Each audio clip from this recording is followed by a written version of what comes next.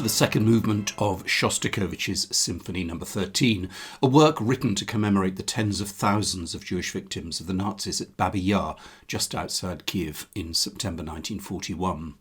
Okko Kammu conducted the CBSO on that Chandos recording.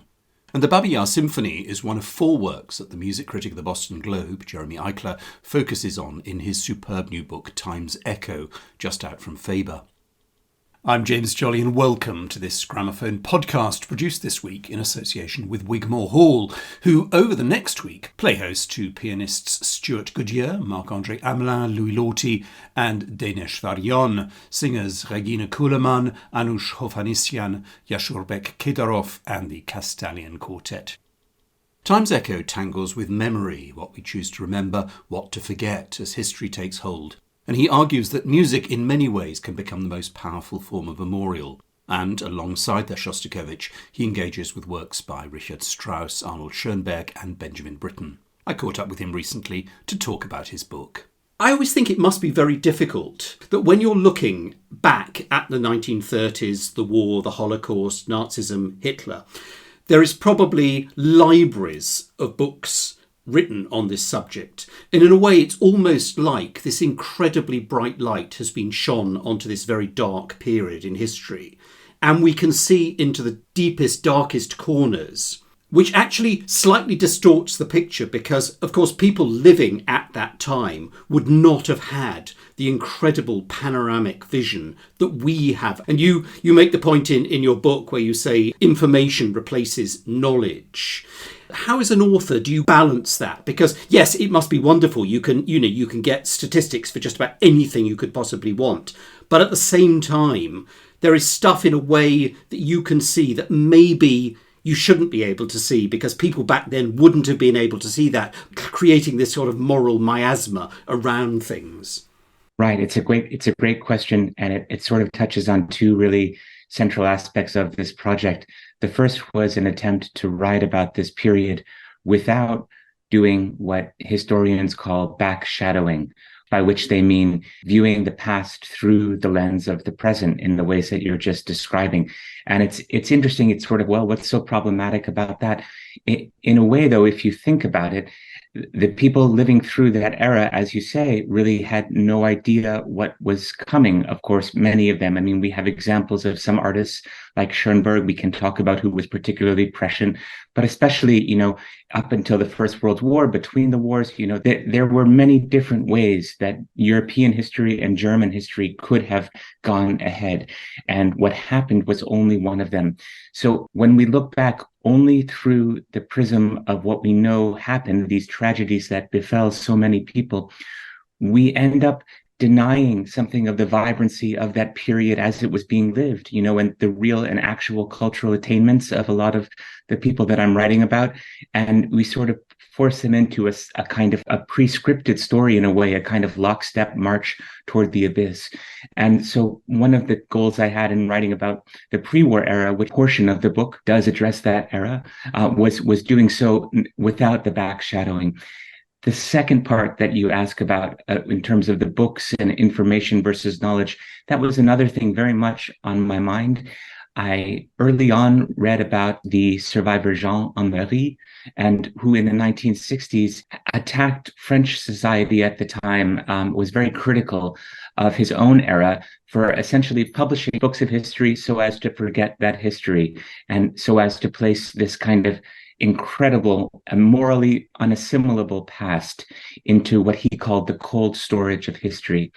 So I think that there is something very true about that sense of a cold storage of history, what you're referring to, that we might have all of this information, whether it's digital these days on Wikipedia, or it's in archives, or it's sitting on library books and shelves. But how do we use that information? Yes, but also retain this kind of felt connection to the past and have a bridge that's still alive, if you will, to these earlier eras, these earlier lives, these earlier hopes and dreams, in addition to the traumas. And so for me, music was the answer to that question. Music by its very nature is abstract. And okay, three of the works you home in do have words, but still it speaks in an entirely different way from one person to another. I mean, your book focuses on four composers, each with a specific work sort of in that orbit. So Richard Strauss and his Metamorphosen, written in 1945, Schoenberg, A Survivor from Warsaw, written in 1947, Britten's War Requiem, and Shostakovich's 13th Symphony, Babi Yar, which actually, interestingly, were written pretty well at the same time and both emerged sort of 62, 63. Where did your journey start with these four composers? Was there one composer that you latched onto and then the others followed? Or were these things that were floating around in your mind and you suddenly thought, actually, I can see how they fit together? Yes, for me, the first composer whose memorial work I went sort of deep into was Arnold Schoenberg. And his work, A Survivor from Warsaw, is not done particularly often, but it's extraordinary as a work of memory and as a work of history. As you say, it was written in 1947. That was before there was a single built memorial to the Holocaust anywhere in the US, certainly. It's almost hard to remember because today we live in an almost memory saturated environment. You could say, people have seen Schindler's List and people tend to think that they know about this era. But back then, it was really the opposite. One of the themes of the book is how each country in that early post-war era forgot the Holocaust differently and according to its own needs. So we can think about how, memoirs like Night by Elie Wiesel and Survival in Auschwitz by Primo Levi, they could not find publishers, let alone a real readership. So this was into that environment, Schoenberg cast this kind of scalding memorial to the murdered Jews of Europe. And it was not one of those works, there is abstract music in it, but there's also a text recited by a narrator that describes a scene from an extermination camp with reference to the gas chambers and all of this. So it's extraordinarily vivid and really for its time shocking. And what I discovered was that even though it was commissioned by the Kusevitsky Foundation, where typically all of the works that he commissioned through that foundation were premiered with the Boston Symphony, in this case, the work arrived and it seemed he had no interest in putting it forward and introducing it to the public. So the work was essentially cast into the wind, and it was picked up by an Austrian Jewish emigre violinist and conductor named Kurt Frederick, fascinating smaller figure that history is pretty much forgotten about. But he was living in Albuquerque, and Schoenberg ended up granting him the world premiere with his amateur orchestra and chorus. And so this extraordinary work of Holocaust memory, it was introduced to the world in a university gymnasium in Albuquerque, New Mexico, with cowboys singing in the chorus. So it was a moment where I realized that, wow, in addition to being fascinating on their own terms, these works also, in each case, it turns out, open up these fascinating windows onto what we might call the social history of memory. How war was thought about and what the narratives, how they evolved in different countries in different times. So that was the piece, make a long story short, that really gave me the occasion to think a bit more deeply about the whole relationship between music and cultural memory. We think of stone monuments all the time. They're kind of a fixture. And there are all these books out there about, the architecture of memory, the cinema of memory, the poetry of memory. And I always was looking for the one that would really approach music and memory in a way that was as thoughtful as I thought it deserved to be approached in. And I could never find that book. So eventually I decided, well, maybe that's the one I'm supposed to write. I must have been unconscious. The next thing I heard was a soldier saying, "They are all dead." Whereupon the sergeant ordered to do away with us. There I lay aside, half conscious. It had become It's an amazing story, the premiere, as you were saying, in Albuquerque of the Schoenberg piece. Of the four works, I mean, it's still the one that sort of shocks in a slightly different way. I mean, Shostakovich's Babi Yar is, a horrifying vision, but I think it's possibly because the Schoenberg is such a short piece. It's a kind of visceral experience to hear it.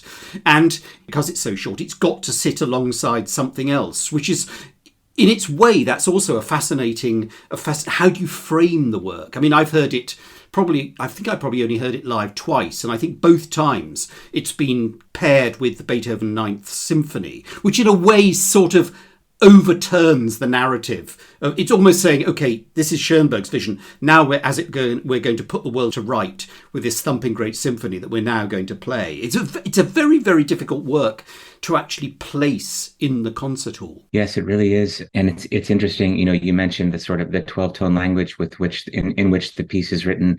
And, I was fascinated to see how it's difficult in all the ways that you're describing, and yet it had this popular response, a kind of acclaim that it achieved early on. There are these press reports of audiences just cheering in this way that it seems Schoenberg's work hadn't really received since the premiere for The War of Gurrelieder. And so you sort of think, what's going on here? It's interesting.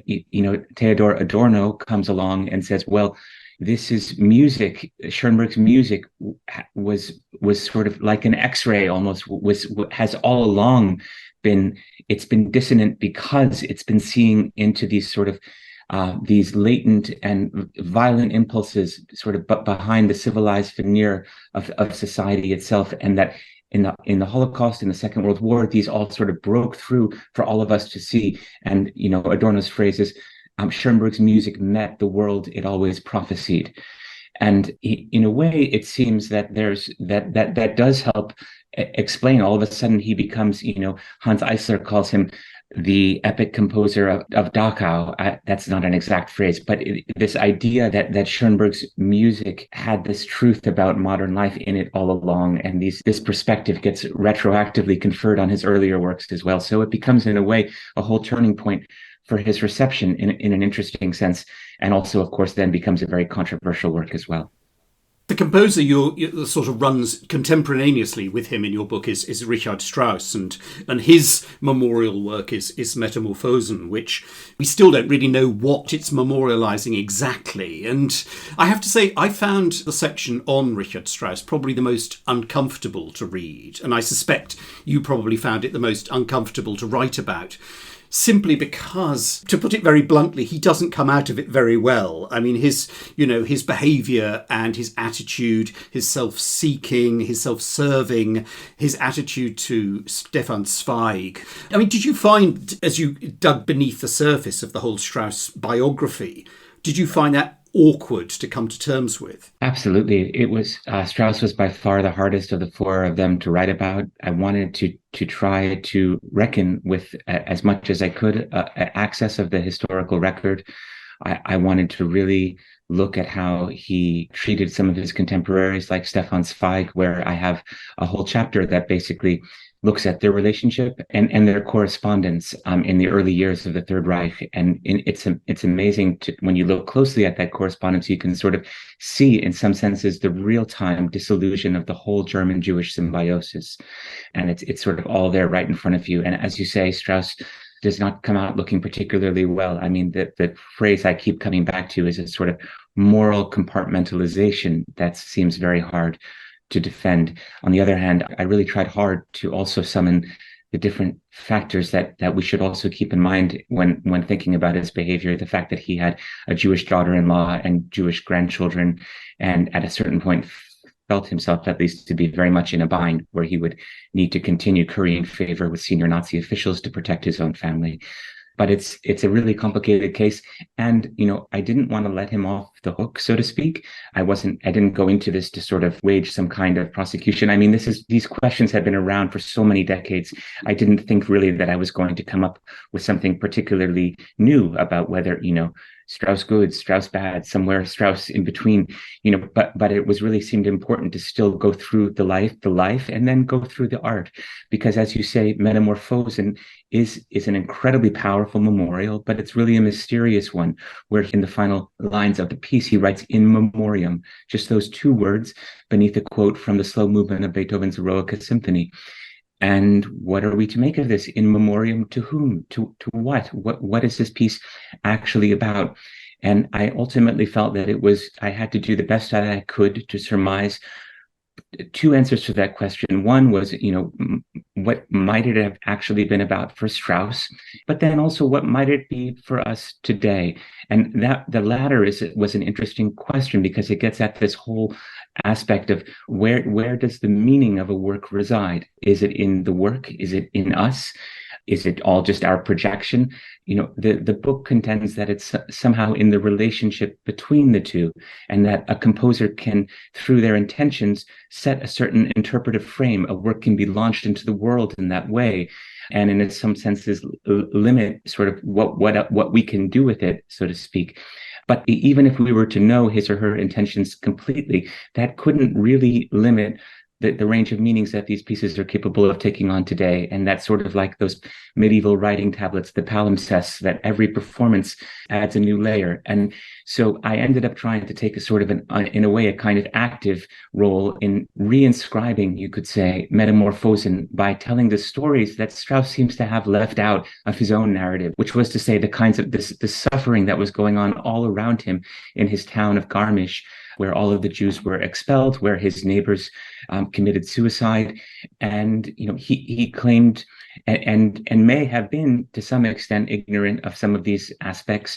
But the whole point is that perhaps if we reinscribe this music with some of these other stories, those stories can now come to be heard after you've read that chapter, could possibly come to be heard as also connected to this music in some powerful way. So that was a little bit of how I tried to handle Strauss and Metamorphosen. And you're right, it was really challenging to try to figure out the best way to do it.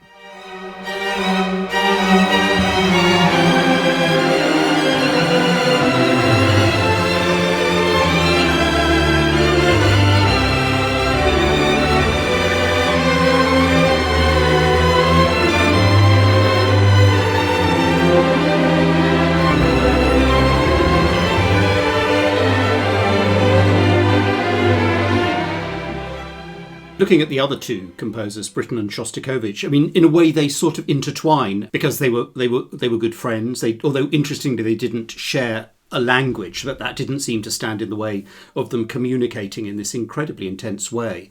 And, they were both writing their war works, I suppose, at the same time, the War Requiem and Babi Yar. And there are just so many little strands, like, how when Britten and Yehudi Menuhin went and played for the ex-Bergen-Belsen prisoners in the displaced persons camp, and Anita Lasker-Wallfisch, a survivor from a concentration camp, who would then later be playing in the English Chamber Orchestra and give that astounding performance of Shostakovich's 14 at Aldborough, which Britten conducted, a work written for him by I mean, it's an incredible sort of intense, almost like sort of tapestry, of sort of fabric of connections, which I have to say I found that second section of the book really, really powerful on a very sort of humane and just a sort of deeply personal way. Whereas, other parts of the book are just simply horrifying, being reminded about the horrors of Babi Yar, how you can kill in cold blood more than 33,000 people in 2 days is just, I mean, it's more than the mind can take in.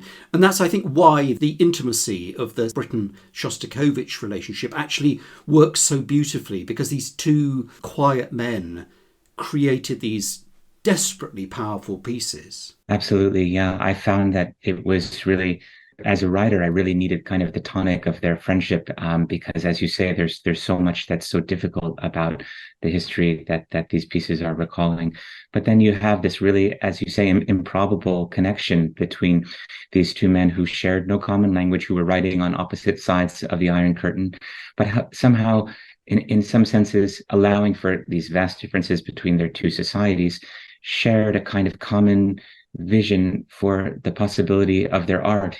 This was a time in the 60s when other composers were sort of retreating in some senses behind these scrims of high modernist complexity, and maybe we could say taking a step or two back from the sense of speaking directly to a public. But both Shostakovich and Britten wanted to continue doing so. They both also had this kind of duality where each individually, they stood at the epicenters of their respective national musical cultures, Britten in the UK and Shostakovich in Russia. And yet they somehow both tended to see themselves as outsiders and write music that also spoke from that perspective.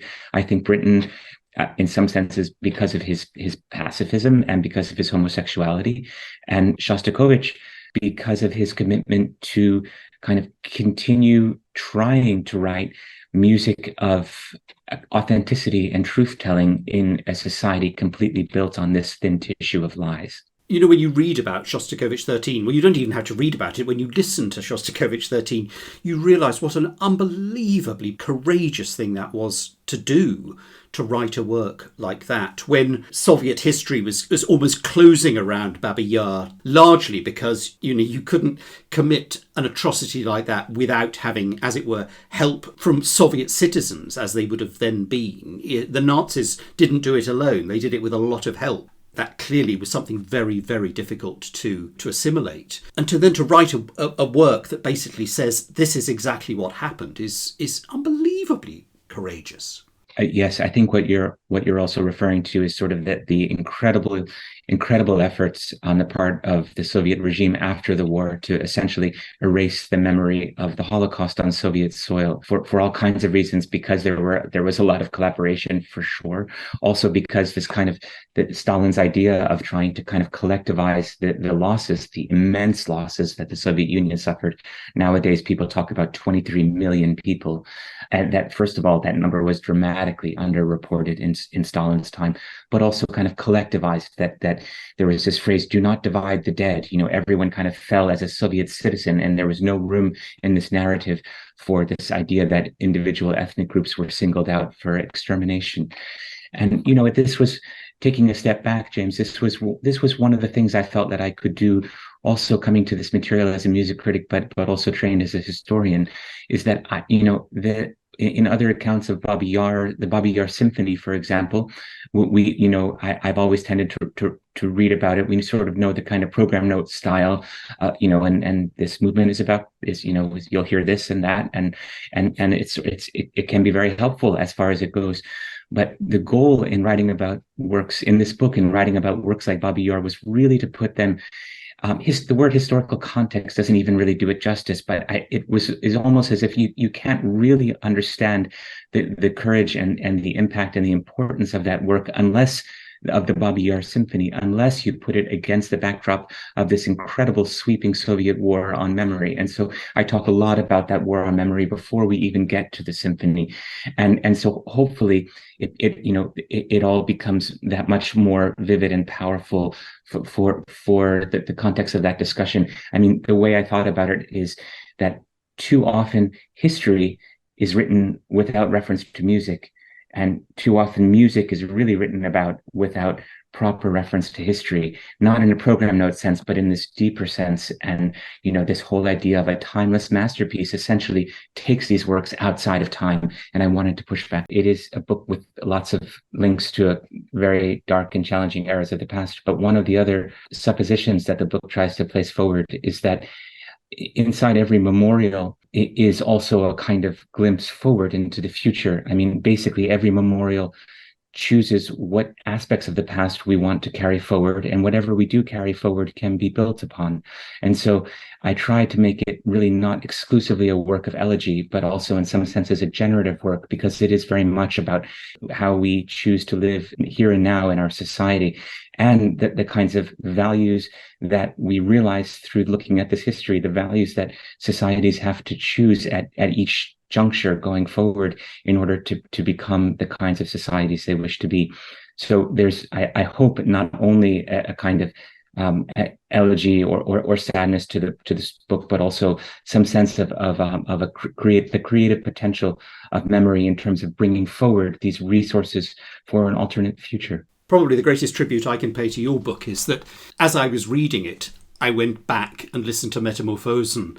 Then I listened to A Survivor from Warsaw. Then I listened to the War Requiem. And then I listened to Symphony 13. And I think, we've talked earlier in our conversation about prisms, but I think in a way, having read your book, it was almost like I was now listening to these pieces through the prism that you have put up in front of me, which, I think actually sort of animates those works in a different way. I mean, did give a context. It did kind of give an emotional dimension that I probably wouldn't have had when I listened before. Right. Well, I mean, the kind of overarching sort of frame of the whole book is that, we listen to music, but music also listens to us. It crystallizes human society and these wordless truths from these earlier eras of time. And so when we're listening to these works now, we really are listening to culture's memory. We're listening to these echoes of these moments of lost time.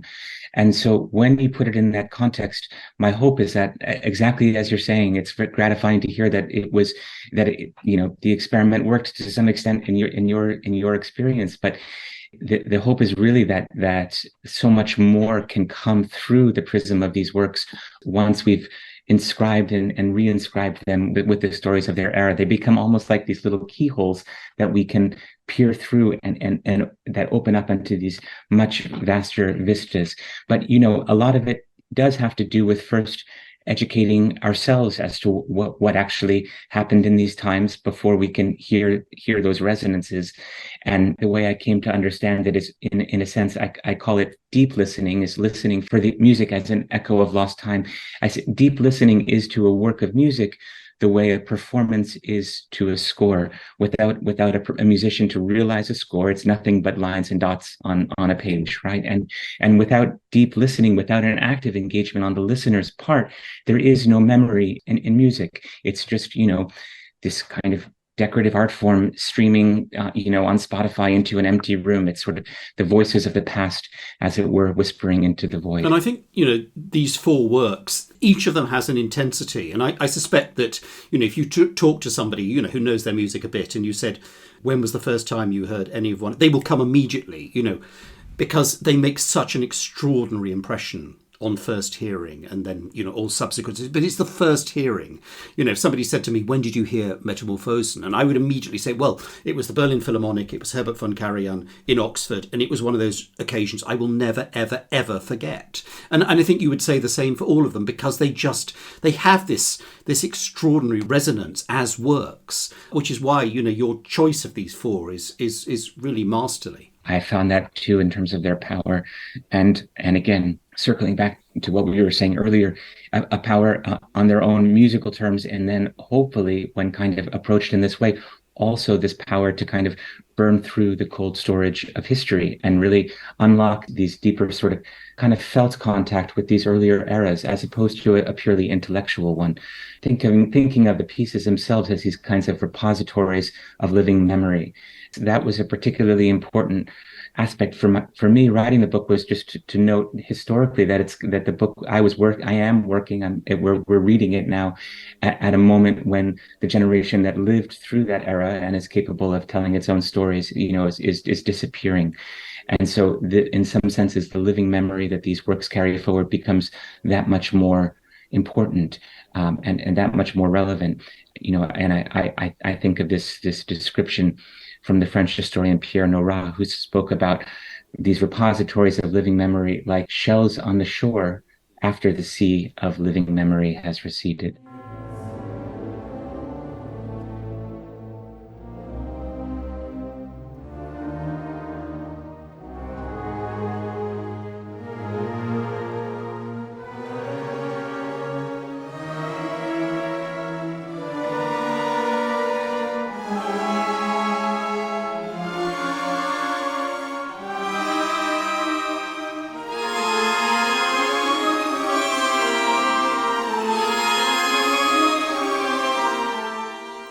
Part of Benjamin Britten's War Requiem in the Gramophone Award-winning Chandos recording conducted by Richard Hickox. We also heard a clip from Strauss's Metamorphosen, John Wilson conducting the Symphonia of London, also on Chandos. And Simon Rattle conducted the CBSO in Schoenberg's A Survivor from Warsaw, a recording from Warner Classics. And all four recordings, complete, are included in a special playlist on Apple Music Classical. Just search for Times Echo playlist or go to Gramophone's curator page. And Jeremy Eichler's book, Times Echo, is out now from Faber. This Gramophone podcast was produced this week in association with Wigmore Hall, who over the next week play host to pianists Stewart Goodyear, Marc-André Hamelin, Lortie and Dénes Varjón, singers Regina Kuhlemann, Anush, Hovhannisyan, Jasurbek, Khaydarov and the Castalian Quartet. Full details at wigmore-hall.org.uk. Gramophone podcasts are free, but if you enjoy them, then a really great way to support our work is to take out a subscription to Gramophone magazine. Over 13 issues a year, we bring you hundreds of reviews by our expert critics, as well as in-depth articles about the latest classical music releases and the most exciting musicians of the day. And if you head over to gramophone.co.uk/subscribe and enter the code podcast20 in the checkout, you can even get a 20% discount off any subscription package. We really value your support, and consider leaving a review or rating wherever you listen to your podcasts. And do look out for another Gramophone podcast very soon.